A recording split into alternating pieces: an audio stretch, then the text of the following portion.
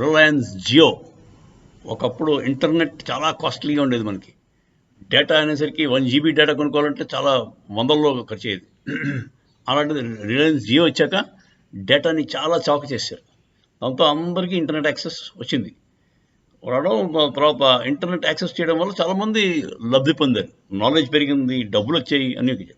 ఇప్పుడు వాళ్ళు కొత్తగా ఒక 5G హ్యాండ్సెట్ రిలీజ్ చేస్తున్నారండి. ఆండ్రాయిడ్ ఫోన్ ఇది.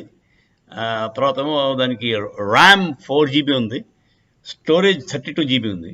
తర్వాత కెమెరాలు కూడా మంచి హై ఎండ్ కెమెరాస్ వేసాడు, డ్యూయల్ కెమెరాస్.